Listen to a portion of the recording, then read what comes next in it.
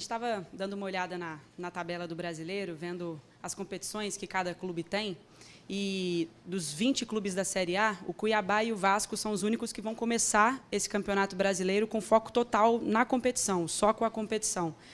Que tipo de vantagem você acha que isso traz? Alguns clubes com Libertadores, Copa do Brasil, Sul-Americana, vão poupar provavelmente nesse início de Brasileiro, enfim, vocês vão com tudo desde o início. Que tipo de vantagem isso traz para vocês? Bom, boa tarde a todos.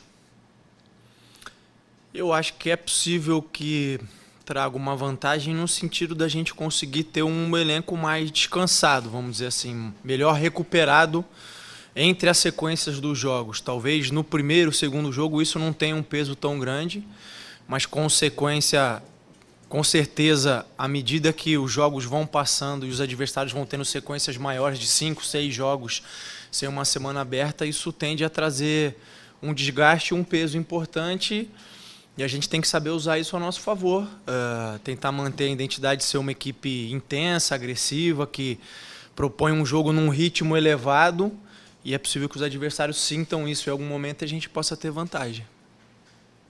Barbieri, boa tarde. Emanuele Ribeiro, do GE. Globo. Fala-se muito sobre o camisa 10 do Vasco. Essa semana o Vasco anunciou, de fato, a saída do Nenê e o clube, o elenco, fica com menos opções para essa posição de meia ofensivo. O Brax já tinha dito que buscava essa posição no mercado, o próprio Luiz Melo também falou essa semana numa entrevista lá em São Januário. Como que está essa busca e o seu modo de trabalhar? Você acha que um 10 faz falta nesse time? Porque a gente não vê você jogando tanto com o 10 de ofício, né? O Alex Teixeira até já fez essa função em alguns jogos, mas a gente não vê um 10 de ofício nesse time. Seria porque o Vasco não tem essa opção no elenco? Obrigada. Eu acho que o Paulo e o Luiz falaram bem. É uma posição que a gente vem buscando desde dezembro, desde que eu me apresentei. A ideia é que a gente tivesse conseguido achar esse nome, mas a gente não conseguiu por diversas razões. E a partir do momento que a gente não tem, eu preciso buscar soluções e alternativas. O Alex é alguém que pode fazer essa função, ainda que com uma outra característica, mais próximo de um meia atacante do que de um meia organizador, né? E essas nomenclaturas a gente vai, enfim, trabalhando elas. Mas ele tem ocupado esse espaço. Eu acho que o Marlon pode fazer, por característica também, um pouquinho mais essa função. E a gente tem tentado encontrar soluções, como eu disse, sem essa peça neste momento no elenco. Mas a gente continua procurando, não é mais possível para essa janela, porque já fechou, principalmente para chegadas internacionais. Mas para frente a gente continua buscando. E eu acho que o ponto positivo disso é que a gente tem sido uma equipe que tem conseguido criar um grande número de chances, mesmo com a ausência desse jogador. Isso é fruto do trabalho dos jogadores, da organização que a gente conseguiu imprimir no grupo e no elenco. Se eu não me engano, saíram alguns números do campeonato e o Vasco foi a equipe que teve a maior expectativa de gol do campeonato. Eu não sei se vocês estão habituados a essa métrica, é uma métrica para medir desempenho, mas é uma métrica que fala sobre a qualidade das chances criadas, né? Então avalia quantos adversários tem na frente, qual é a posição, se a bola está em disputa, se não está em disputa. E o Vasco foi a equipe do campeonato que conseguiu ter os melhores números nessa métrica. Ou seja, nós criamos boas chances, criamos chances de qualidade, faltou eficiência. Isso não tem a ver tanto com a ausência do camisa 10, mas com o momento que a gente enfrentou ali. Eu acredito que se a gente continuar criando boas oportunidades e aumentar a nossa eficiência, a gente vai sentir menos falta dessa peça durante esse momento. Oi, Barbieri. Boa tarde, João Silva do Lance. O Vasco vai estrear no Campeonato Brasileiro no sábado com apenas um campeão brasileiro, né, que já venceu a disputa, que foi o Jair, justamente com o Atlético, e 15 possíveis estreantes. Como é que você avalia essa condição, né? Poucos jogadores, por exemplo, com experiência, né? Tem o Léo, tem o Edmar, mas não vem jogando tanto. O Alex, por exemplo, vai jogar o seu segundo Campeonato Brasileiro, apesar de ter 32 anos.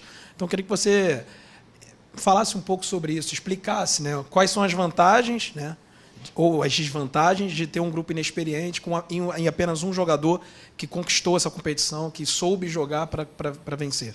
Obrigado. A gente tem um número grande, né, de jovens jogadores, todos eles de muito potencial, todos eles com uma capacidade de crescer e se desenvolver na carreira, atingir um nível muito grande, mas sem dúvida nenhuma são jogadores jovens.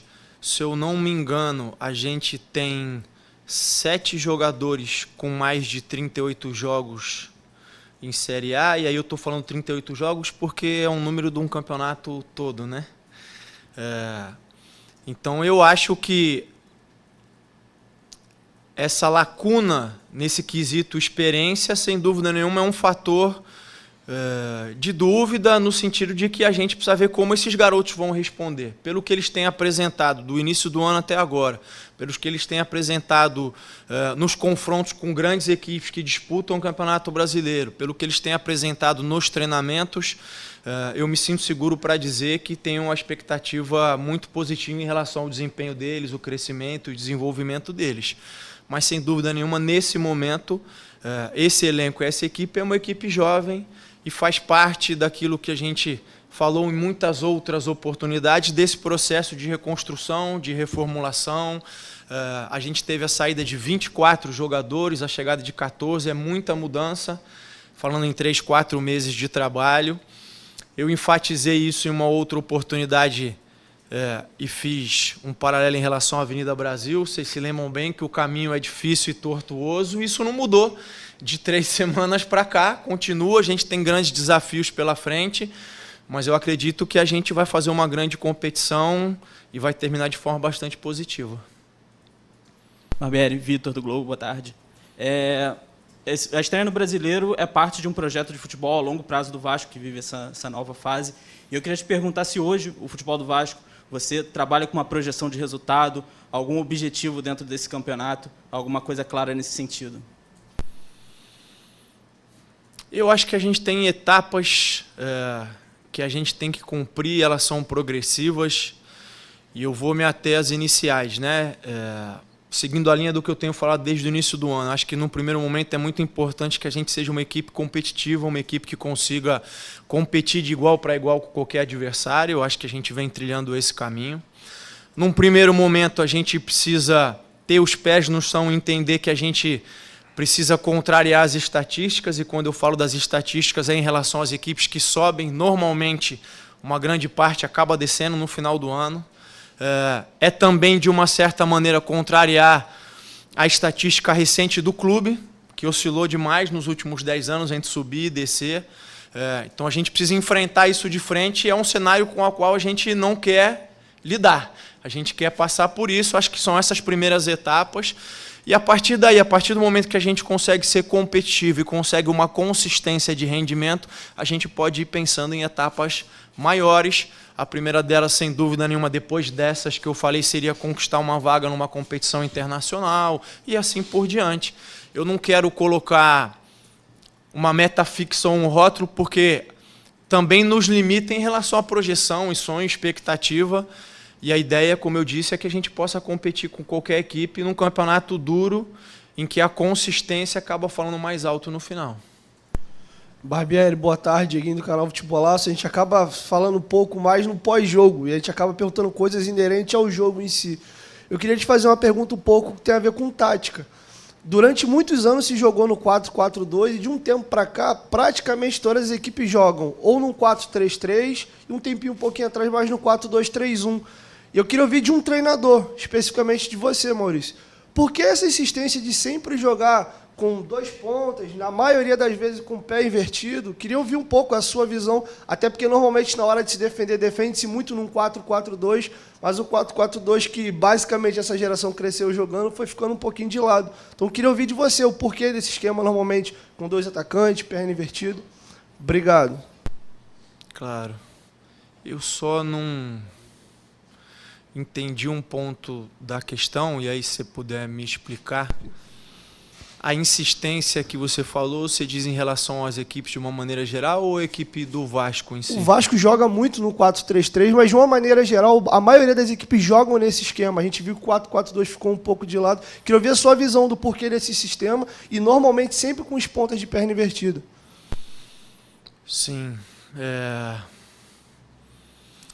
É uma pergunta muito interessante, mas ela não é simples de responder, porque eu vou na linha do que eu entendi da sua pergunta, tá?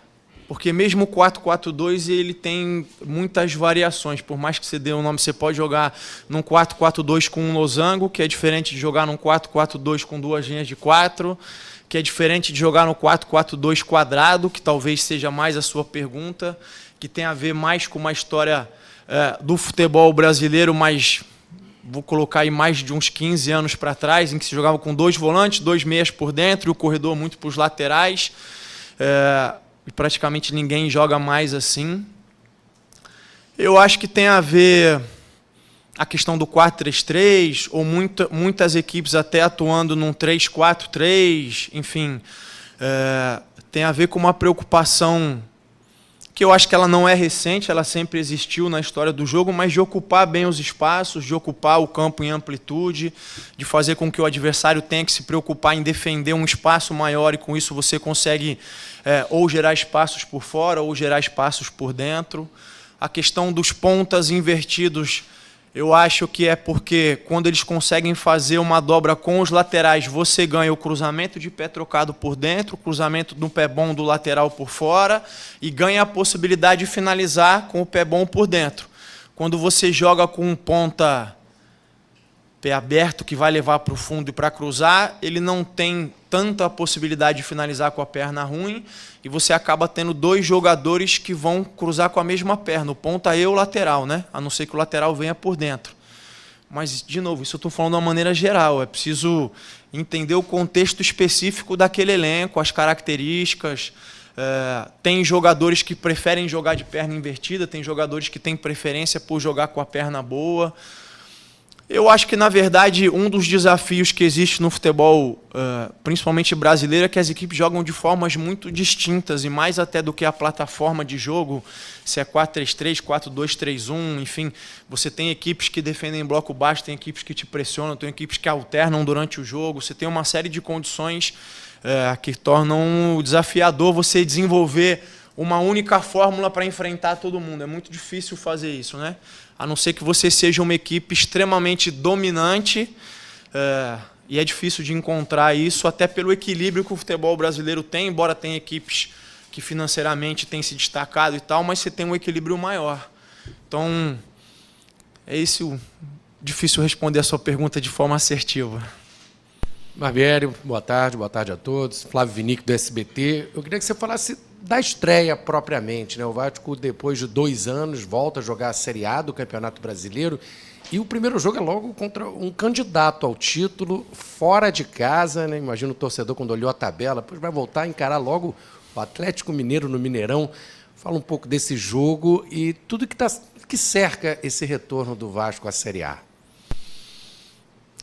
Eu acho que uma expectativa muito grande de todos, do torcedor, do clube, de nós como grupo.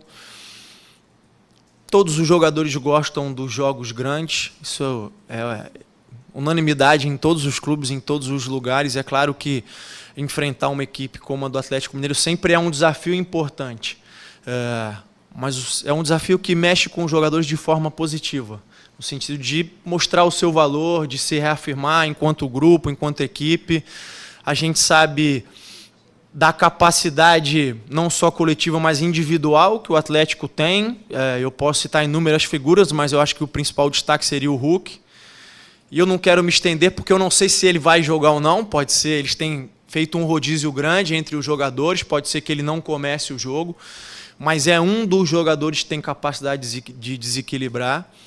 E eu acho que para essa estreia a gente chega bem, eu acho que a gente aproveitou bem essas semanas que a gente teve de treinamento para consolidar muitas coisas, para criar variações e possibilidades, para se entender mais como equipe. Muitos jogadores chegaram no meio do processo ou no meio do caminho, né, e a gente teve que acelerar algumas coisas, já colocar eles na arena, e mais na base da conversa do que no treinamento propriamente dito. E agora esse período nos deu essa possibilidade de treinar todos eles, de avançar com alguns que precisavam de ritmo de jogo. Eu nem sei se vocês iam me perguntar, mas já vou me adiantar. O Orejano é um jogador que cresceu bastante durante esse período. O Marlon retomando uma forma muito mais próxima daquilo que ele pode entregar, dentre outros jogadores. O Figueiredo retomando um pouco mais da forma que ele perdeu quando teve a lesão. Então, esse período foi importante para tentar deixar o grupo mais homogêneo em relação a isso. O ritmo de jogo, capacidade física, e eu tenho um entendimento melhor deles. Então, eu acho que a gente chega bem preparado para fazer um grande jogo, para buscar o resultado positivo, que é o que nos interessa, mas com muito respeito e com bastante humildade, sabendo que a gente vai enfrentar um grande adversário. Barbieri, boa tarde. Igor Dorileu, da Band. Até deve cair em algumas respostas anteriores, mas queria insistir nisso. O Atlético Mineiro vem jogando frequentemente, né? Campeonato Mineiro, Libertadores, e o Vasco teve esse período aí de quase um mês sem partidas. De que forma isso pode interferir no jogo de sábado? E aí, tanto para o lado positivo, como o descanso, como também para o lado negativo, talvez uma falta de ritmo. Obrigado. Eu acho que esses dois fatores podem estar presentes. A gente procurou fazer jogos-treino que não são iguais jogos de competição oficial, sem dúvida nenhuma, mas procurou fazer até em bom número para que a gente conseguisse deixar os jogadores mais minutos, né? Então, eu acredito que praticamente todos os jogadores do elenco aí atuaram pelo menos em um dos jogos mais de 70 minutos ou 70 minutos, que é o que a gente julga que seja o mais próximo do ideal para preparar eles para enfrentar 90 minutos um jogo de competição oficial. Então, nesse sentido, eu acho que a gente tentou minimizar essa questão da falta de ritmo. E a questão da sequência de jogos deles pode pesar negativamente no sentido de desgaste. Eles pouparam, por exemplo, o Paulinho desse último jogo. A informação que eu tenho, não de dentro, mas até por vocês, é de que por uma questão de desgaste, não ter lesão, mas foi poupado. Então, isso demonstra que eles também, em algum momento, vão sentir esse ritmo, essa sequência de jogos. E, como eu disse, a gente tem que tentar usar isso a nosso favor, de fazer um jogo intenso, um jogo agressivo, um jogo em que a gente tem que fazer eles correrem bastante também. Roberta Barroso, da ESPN. Eu gostaria de te perguntar em relação aos times que subiram para a primeira divisão agora, né? Vasco, Grêmio, Cruzeiro e Bahia são equipes que estavam na Série B, mas são times grandes. Esse retorno desses times aumenta também o sarrafo ali da disputa desse campeonato brasileiro? Você vê até mais disputado agora essa parte de cima, com tantos times grandes retornando à elite? Obrigada. Eu acho que sim. Eu acho que quando a gente olha principalmente para o peso da camisa, para a história de todos esses clubes, eu acho que, sem dúvida, por esse lado, tende a ser um dos brasileiros mais difíceis ou dos mais disputados dos últimos anos, né? Mas isso é um fator. Depois tem o fator campo, que é o que cada equipe vai apresentar, como vai se comportar, enfim.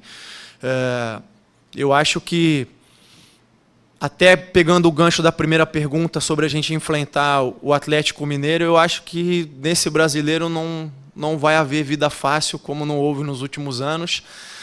Mas todos os jogos, são grandes equipes.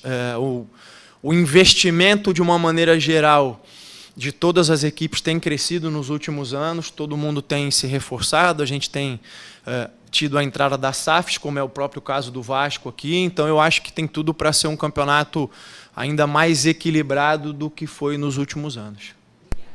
Barbieri, boa tarde. Fábio, do canal Fanático Vascaíno. Até o clássico com o Flamengo, em que o Vasco venceu por 1-0, mesmo na derrota para o Fluminense, o Vasco foi elogiado pelo seu desempenho, pela sua atitude dentro de campo e pelos resultados, obviamente, que vieram. Depois do clássico com o Flamengo, excetuando no jogo do Bangu que venceu, o Vasco não conseguiu mais vencer. Você falou que teve esse tempo para preparar, para identificar. Onde é que o Vasco errou a partir daquele jogo do Bangu, que venceu, mas depois que não consegue mais vencer? Você identificou o que aconteceu com o time, que houve uma queda de rendimento, tem a ver com a eliminação na Copa do Brasil, que pesou, e o Vasco não voltou a vencer.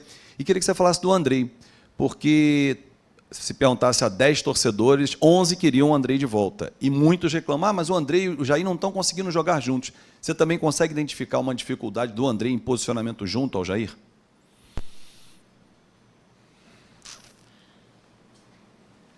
Olha, eu acho que o que mudou do jogo para o Bangu e dos outros jogos em diante, e aí eu faço uma exceção ao ABC, já falei sobre isso, foi um jogo que a gente realmente não conseguiu jogar em bom nível. Eu acho que o que mudou não foi o rendimento, foram os resultados. Porque eu acho que, por mais que a gente tenha perdido os 2 jogos contra o Flamengo, a gente criou possibilidades para ter um resultado diferente. A gente acabou perdendo o jogo, mas em especial no último jogo do 3-1, se você fosse pegar por aquilo que as 2 equipes apresentaram, nós seríamos justos vencedores se a gente tivesse tido a eficiência que a gente não teve, né? E eu falo isso com a maior clareza de que esse justo vencedor não existe no futebol, a eficácia e a eficiência prevalecem, mas eu acho que a gente conseguiu ter bons rendimentos, a gente não conseguiu transformar isso em resultados. E eu acho que isso teve principalmente a ver com a questão da eficácia. A gente não conseguiu ser eficiente num bom número de oportunidades que a gente criou, e isso teve um peso importante. Depois a gente tentou ajustar outras questões, tanto defensivas como ofensivas. Eu acho que a gente segue nesse caminho, eu acho que essa oscilação faz parte do desenvolvimento de uma equipe que ainda não está plenamente desenvolvida, que não está ainda completamente formada.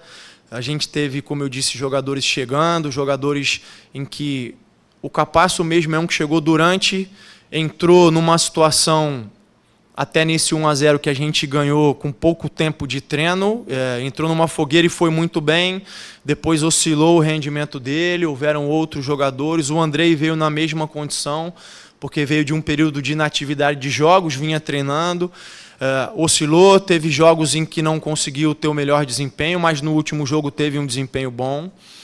E aí, caminhando para o segundo ponto da pergunta, não, eu não acho que eles tenham tido dificuldade de se entender, cada um tem ocupado um espaço diferente do campo. As dinâmicas que o Andrei tem imprimido são diferentes da dinâmica do Jair, porque a gente tem jogado de uma maneira um pouco diferente, até pelo posicionamento do Alex mais do lado esquerdo, aproveitando a subida do Piton, do outro lado é o Peck e o Puma.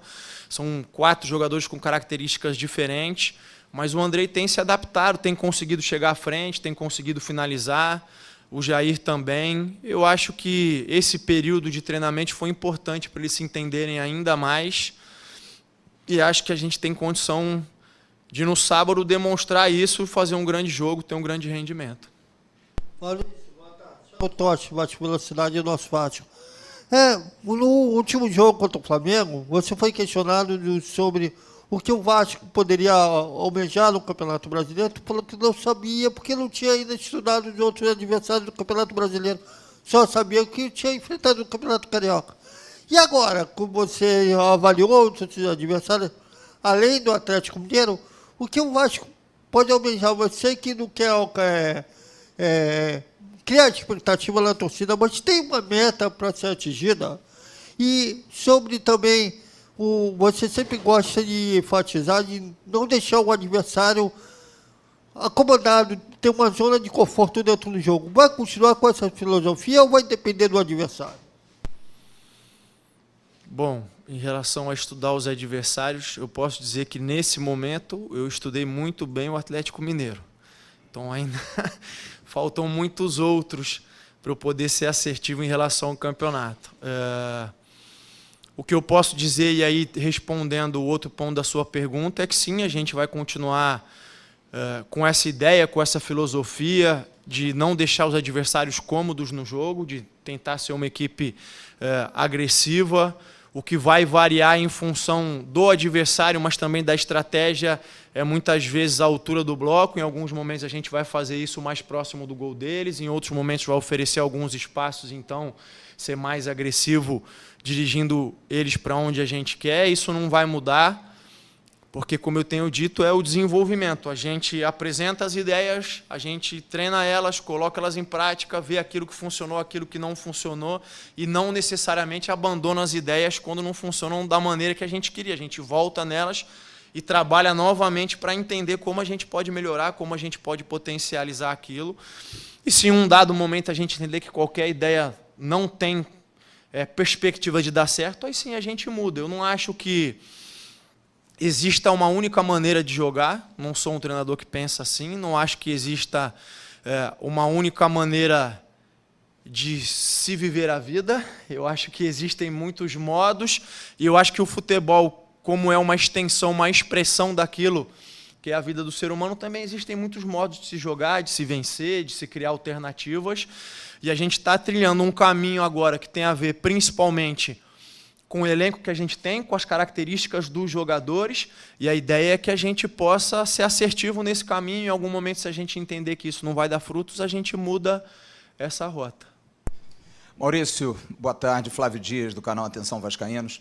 Maurício, você falou muito hoje aqui na coletiva e tem falado, nas vezes que se pronuncia na Vasco TV, que aproveitou esse período para criar variações, modelos novos. E a gente vê no elenco, você acabou de falar, jogadores com características muito semelhantes. Você tem Orediano e Peck, canhotos que jogam pelo lado direito, extremas, meias.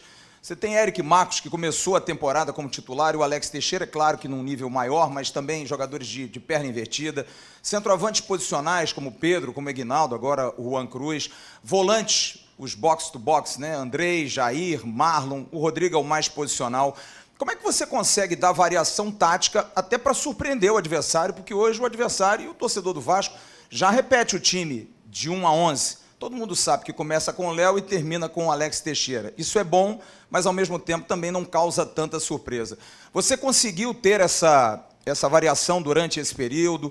Há uma possibilidade de um jogo mais amarrado, de você mudar peças, mudar esquemas, entrar com um terceiro zagueiro, adiantar seus laterais, colocar um meia, como você falou do Marlon, jogando como um 10. E uma segunda pergunta, ontem você completou 120 dias de trabalho, 4 meses de trabalho.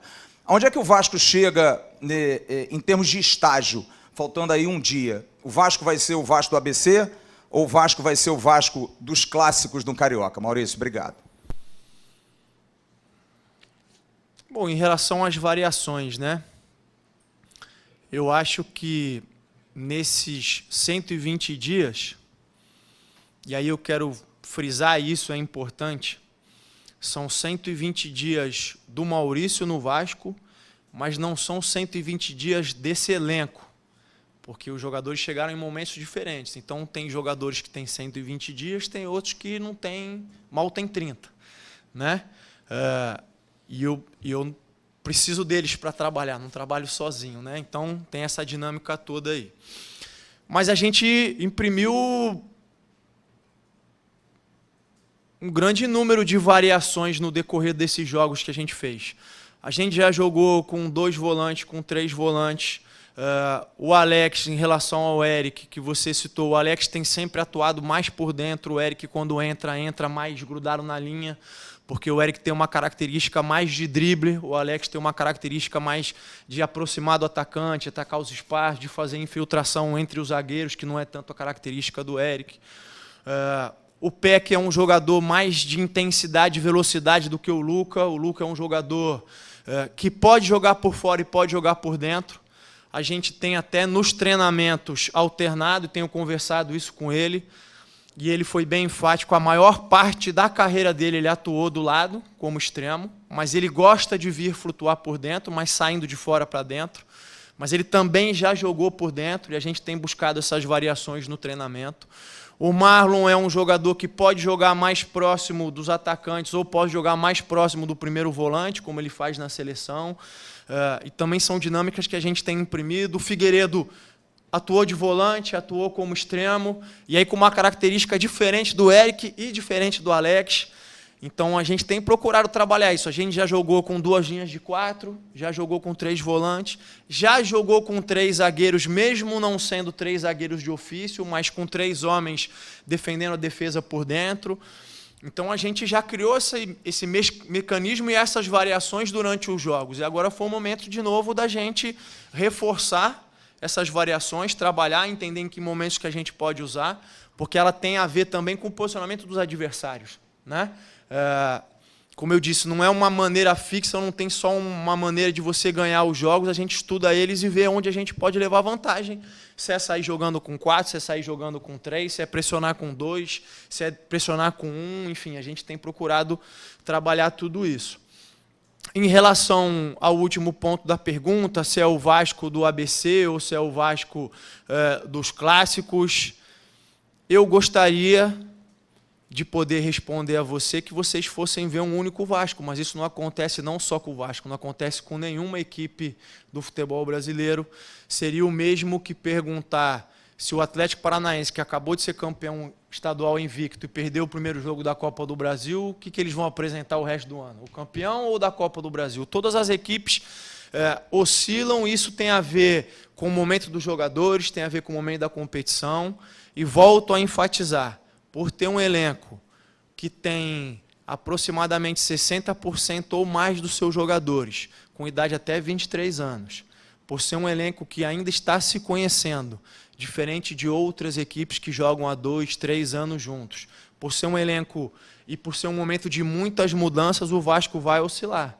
Em nenhum momento eu omito, e a gente precisa ser sincero com o torcedor, né? O Vasco vai oscilar, o Vasco vai alternar grandes jogos com grandes resultados, e vão ter momentos em que vai ter ótimos desempenhos, mas o resultado não vai aparecer, e também vão existir momentos em que o rendimento não vai ser aquilo que eu espero, que os jogadores esperam, que a torcida espera.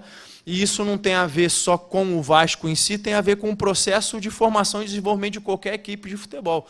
É claro que eu quero e espero que a consistência ou a constância esteja muito mais presente do lado positivo do que negativo. Mas vai acontecer porque é um primeiro momento. São muitas mudanças, são muitos desafios que a gente tem pela frente. Mas volto a dizer, pelo que a gente apresentou no início do ano, pelo que esse grupo de trabalho tem feito nos treinamentos, pela dedicação, pela forma como eles têm encarado e procurado colocar em prática as ideias, eu acho que o Vasco tem tudo para surpreender e fazer uma grande competição.